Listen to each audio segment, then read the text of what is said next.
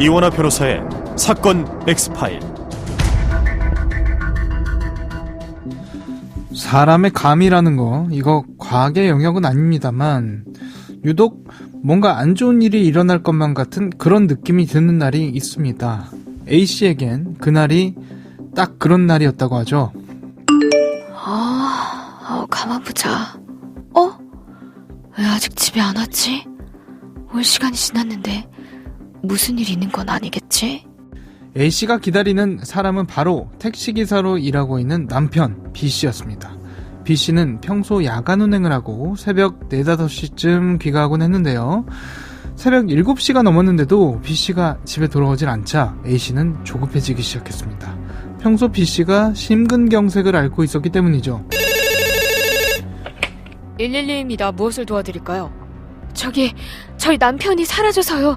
통 연락도 안 되고 무슨 일이 생긴 것 같아요. 연락 안 되신 지 얼마나 되신 거죠? 4, 5시면 집에 와야 하는데 7시가 넘었는데 오지도 않고 연락도 안 되고. 사모님, 그 정도 시간이면 조금 더 기다려보시는 게. 아니요, 그럴 사람이 아니에요. 그리고 지병도 있고 불길해요. 좀 찾아주세요. 사모님 잠시만요. 여보세요, 무슨 일? 예? 택시 안에서 사람이 죽은 채 발견됐다고요? 택시기사인 남편이 연락이 안 된다며 실종 신고를 했던 A씨의 전화에 단 3분 차이로 들어온 또 다른 신고 전화. 누군가 택시 안에서 숨진 채 발견됐다는 신고 전화였습니다. 그렇습니다. 사망한 채 발견됐다는 그 택시 속 인물은 바로 A씨의 남편 B씨였는데요. 도대체 B씨에게 무슨 일이 있었던 걸까요? 오늘 사건 엑스파일에서 이 사건 자세히 살펴보겠습니다. 안녕하세요. 이원하 변호사의 사건 엑스파일 이원하입니다. 오늘도 로엘 법무법인 한진구 변호사와 함께합니다. 변호사님 어서 오세요. 네, 안녕하세요. 로엘 법무법인 한진구 변호사입니다. 네. 어린아이나 아니면 지병이 있는 가족 구성원이 연락이 잘 안 된다, 도통 전화를 안 받는다, 이러면 굉장히 불안해질 수밖에 없잖아요. 이번 사건 피해자의 가족인 A씨도 그래서 경찰에 신고를 했던 그런 경우였죠? 네, 그런 상황이라면 저도 정말 불안해질 것 같습니다.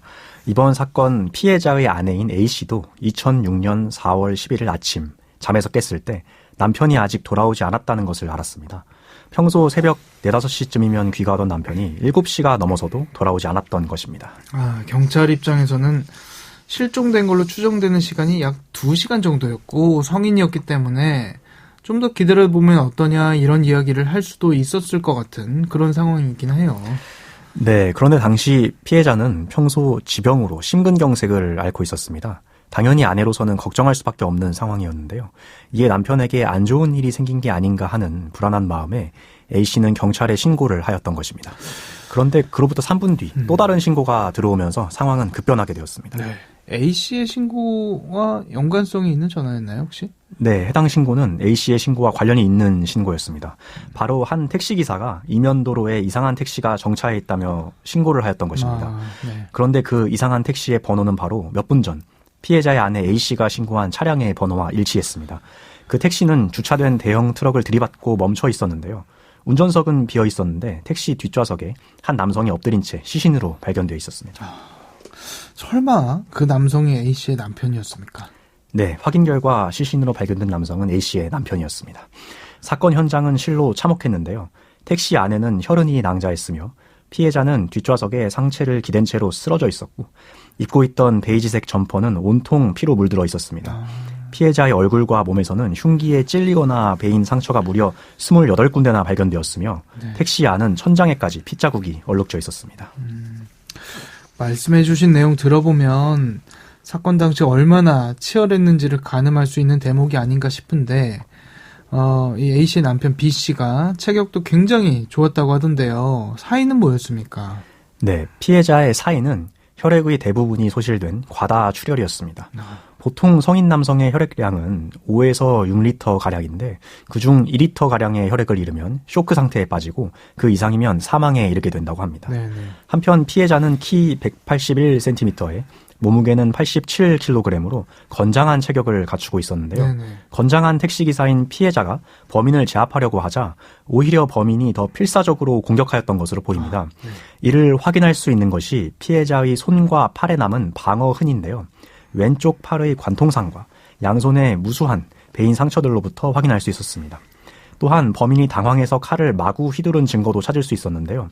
한 번이라도 사람을 찔러 보았거나 그런 시도를 했던 사람이라면 주로 가슴을 공격하게 되는데 피해자의 경우 얼굴에 큰 상처를 입었고 이것이 범인이 당황해서 칼을 마구 휘두른 것을 확인할 수 있게 해줍니다. 그런데 사건 경위 중 정말 안타까웠던 대목이 하나 있습니다. 어떤 거죠? 바로 휴대전화가 피해자의 손 가까이에서 발견된 점이었습니다. 휴대전화에도 혈흔이 가득했지만 정작 전화를 걸었던 기록은 없었는데요. 마지막 순간까지 살기 위하여 안간힘을 썼지만 결국 실패했던 것으로 보입니다. 정말 안타깝습니다. 말씀해주신 사인을 들어보면 급사를 한 게 아니라 천천히 사망했을 가능성도 있다. 과다출혈, 이제 실혈이라는 건데 경찰이든 아내에게든 마지막 전화 한 통이라도 가능했다면 얼마나 좋았을까 이런 안타까운 마음이 드는 상황입니다. 네, 정말 안타까운 것 같습니다. 경찰은 이 사건의 원인을 여러 각도에서 접근하였습니다. 사건 현장의 여러 증거들을 보고 이런 추론이 가능했는데요. 범인은 택시 강도를 하려고 위협용으로 칼을 들고 승차했으며 호젓한 장소에 이르자 칼을 들이밀며 협박하였는데 건장했던 피해자는 오히려 그런 범인을 제압하려고 하자 범인이 당황하여 필사적으로 공격하였다는 것입니다. 그런데 한 가지 의문이 생겼는데요. 강도가 목적이었다면 택시에 있던 20만 원 가까운 현금이 왜 그대로 남아있었느냐는 것입니다. 때문에 경찰은 원한에 의한 살인의 가능성도 배제하지 않았습니다. 범인이 지나치게 칼을 휘두른 점과 피해자가 부도를 낸 뒤 택시기사를 시작했다는 점 때문이었는데요. 그러나 수사를 할수록 피해자에 대한 원한이 있을 만한 사람은 찾아보기 어려웠습니다. 그러면 결국 역시 관건은 현장에서 나온 단서이지 않을까 싶은데 택시라면은 블랙박스가 혹시 없었나요? 네, 당시에는 블랙박스나 CCTV가 지금과 같이 보편화되어 있던 시기가 아니어서 그러한 단서를 잡기는 어려웠습니다. 하지만 다행히 택시 운행 기록 장치는 있었는데요. 해당 장치의 정보에 의해 범인의 승차 지점에 대해서도 집중적으로 수사를 시도할 수 있었습니다. 피해자의 택시 운행 장치에 의하면 범인을 태운 택시는 새벽 4시 27분부터 7분 동안 3.438km를 이동하였던 것으로 드러났는데요. 그렇다면 역으로 범행 장소에서 출발해 7분 동안 되짚어 달려 도착하는 어딘가가 범인이 승차한 장소라는 것을 알 수 있습니다. 그렇죠. 그러면 주목할 만한 용의자들을 좀 추려낼 수 있었나요? 사실 7분 거리고 3.4km 정도라 그러면 그렇게 큰 거리는 아니거든요. 마지막에 누가 탔고 이런 것까지 좀 밝혀졌는지 궁금합니다.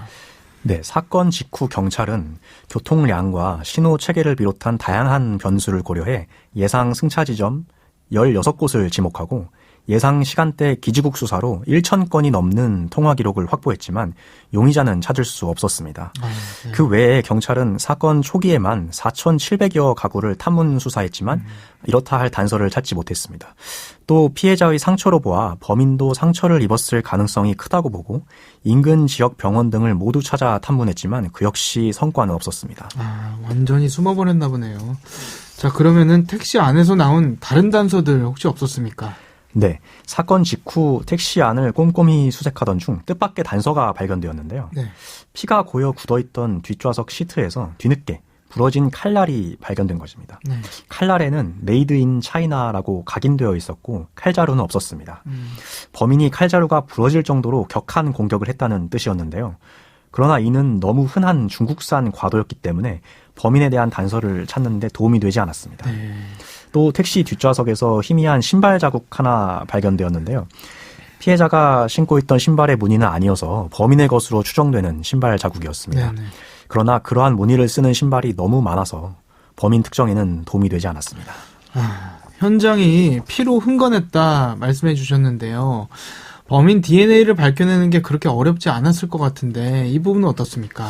네, 그렇습니다.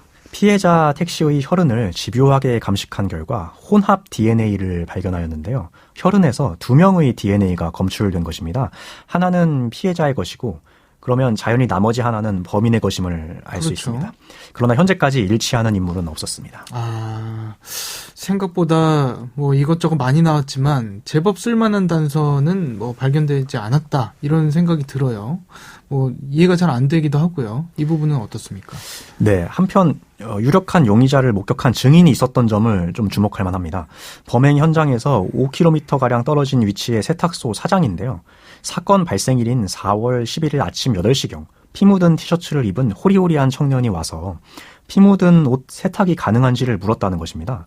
해당 세탁소 사장은 단호하게 거절하였고 청년은 돌아갔지만 약 1시간 뒤 다시 와서 또 한 번 물었다고 합니다.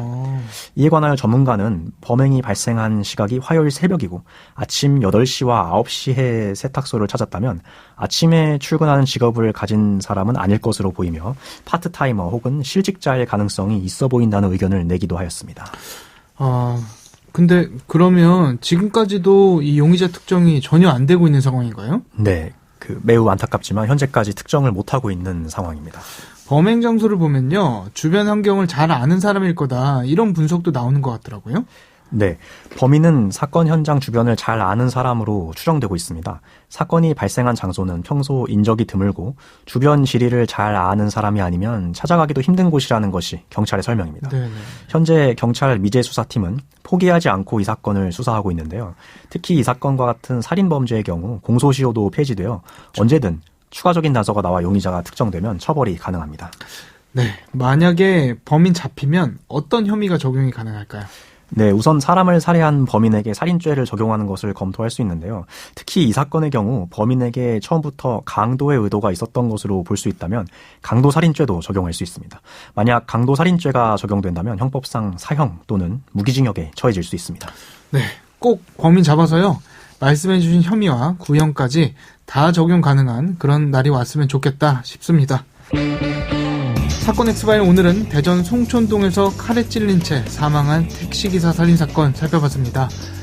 사건이 발생한 지 벌써 18년이란 세월이 흘렀습니다만 여전히 용의자조차 특정하지 못하고 있는 미제 사건인데요.